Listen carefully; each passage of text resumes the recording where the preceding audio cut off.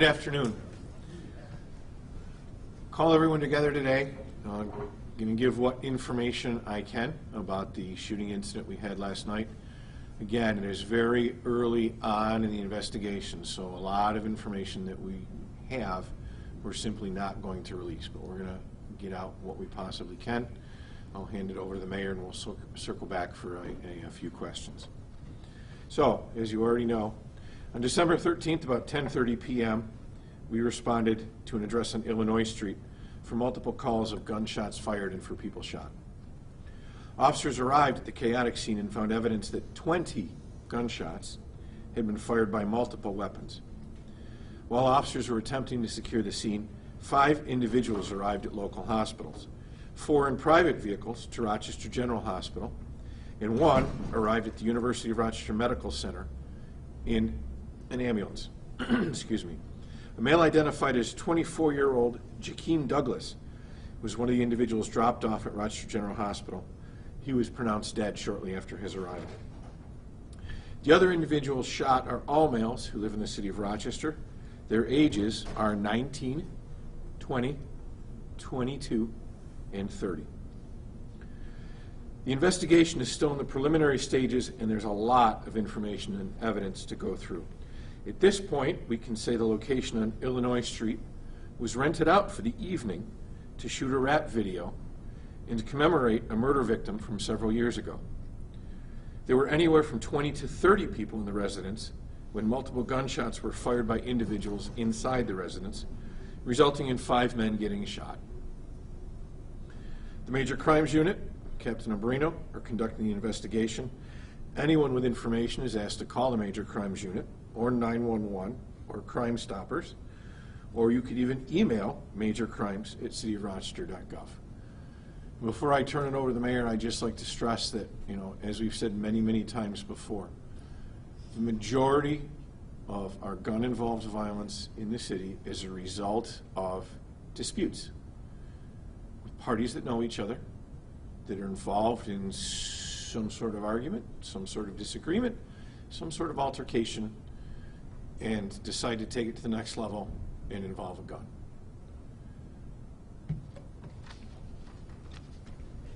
Thank you, Chief. Let me thank the Chief and all of his team for working hard on this case. I'll just say briefly that this incident is an example of arguments and disputes that are taken to the next level that lead to the loss of life, and particularly young men. We are losing too many young men in this community over foolishness. And the shootings last night in the young man who now will not be with his family for Christmas and the New Year is a result of foolishness, plain and simple. And I think that we need to underscore that. The other thing I want to just encourage the community to do, because as I said, we don't have eyes and ears everywhere. This is not a totalitarian state. People are allowed to have the freedom to gather. But if people are going to gather, particularly around the holiday season, and gather in places where you know that guns and other negative behavior is going to take place, please let us know. Because then we may have the opportunity, you can't stop everything, but we may have the opportunity to intervene before it's taken to the next level and someone ends up in a body bag and they have a loss of life, or have, because we often say non-life threatening injuries. Non-life threatening does not mean life altering. Or they end up with life altering injuries. It is important that we do that. And then the last thing is just my appeal to the community. We have to use our words and not let things escalate to violence. What we are seeing, and what we saw yesterday, and what we've seen on many other occasions, is this cycle of retaliatory arguments. Like we've said, going to escalate, and as a result, people end up losing their life. This is what we have seen. And I would ask anyone who has information about this incident to please call 911. I would also ask the media not to speculate. Obviously, this is a very early on. This hasn't even happened. This case hasn't even been out in the air for 24 hours yet. So there's a lot of investigative things that has to happen, as the chief mentioned. But we need to encourage, particularly our young men. If you look at the ages of the individuals that were shot and the young man that lost his life, these are all people under the age of 25, older than 18, but younger than 25. This is senseless. There's no other way to put this other than senseless nonsense that is totally unnecessary. And the last point I'll make is to individuals that are doing Airbnb or renting out their home or giving, you need to know that you are responsible for the type of events that you allow in your property, period. Now, we have used the gun violence emergency order where we found out if there was something, a party or something that was unsanctioned when alcohol and other things were going to be, we have shut those down before they were able to get off the ground. But again, we can't be everywhere. This is not a surveillance state. So if you are going to host an event or let someone host an event in your establishment and then be shocked and surprised when it escalates to violence, you have a responsibility and you have a role in what happens in those locations.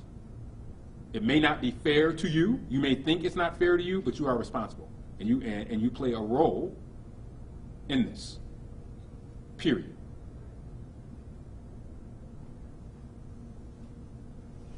When you have over 20 people in a home and guns are involved, this is why we're standing here today, and we shouldn't be. Totally preventable, totally unnecessary, totally senseless, and total nonsense. There is not a government program. There are not magic bullets or a magic wand that we could do to make this all go away. It's going to take a concerted effort of all of us working together to make sure that we collaborate and disrupt violence before it happens. And the chief will take your questions. Thanks. You know, again, to reiterate, by the time these disputes escalate to what happened last night and the police department's involved, it's too late. We respond. It's too late. So, I mean, if you are involved in a dispute with someone, there are resources out there to help you. There's the Center for Dispute Settlement. There are counseling services. There's the Mayor's Office of Violence Prevention. If you're having a wake or a memorial, these things often, you know, your group is peaceful. Unfortunately, some other folks who have different intentions may come by. Let us know. You don't need to let the police department know. We don't need to be everywhere, nor can we be everywhere. But let the Mayor's Office of Violence Prevention know. Pathways to Peace can help you out. They have many, many, many resources that we can get ahead of these things and maybe do a little prevention work. I'll take a few questions, although I doubt I can tell you much more than I already have. Chief, so I spoke to neighbors today who said this property has been an Airbnb since the beginning of the pandemic and has been a known issue home with large parties, a lot of gatherings, a lot of violence happening there. Was it known to police about this location, and can you maybe explain a little bit about that? So I have no personal knowledge of that either way, and I wouldn't want to speak in error, but it is something we'll be looking at. Aside from the resources that are often reminded to the public, especially with the groups of people that we're seeing that are being impacted, young men between 18 to 30 or so, is there any thing or any other effort or that you could expand on in terms of reaching them where they are, in terms of aside from them having to pick up the phone or somebody in that moment, what's being done to kind of bridge those gaps, because that seems where there's that things are falling through the cracks. Sure. Well, that's largely Victor Saunders' question. He runs the Mayor's Office for Violence Prevention. But I can say that, as a police department, we also do have some outreach efforts headed up by Deputy Chief Stith, who's in charge of community affairs. And I'm sure if you want an actual list of what we do with resources, we could provide those. Chief, We know that there were 2 residents on that place. Was it at number 7 or number 11? Do we know that? Frank? Was it upstairs or downstairs? Frank's in 7. 7, okay. Chief, we established that it's an Airbnb or rental location. Do we know who actually lives there? Does someone live there every day, or who is the owner? We do know who the owner is. It was rented out, and no, someone doesn't live there every day. Have you Can you- contacted the owner? Can you tell us who the owner is of the property? Not at this point, no. So, do you believe that this was a retaliation for, or had something to do with the person being commemorated in this video? That this was a targeted type attack? Too early at this point to comment on, but I'm sure we'll have more follow-up later. Are you releasing who the victim was that they were remembering? I don't have it in front of me here. At some point, I'm sure we will. I can't say when that'll be. Is the owner the property owner for the entire house, including the other location that's adjoined?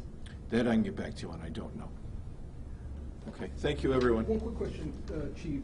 Is the community safe? Yes.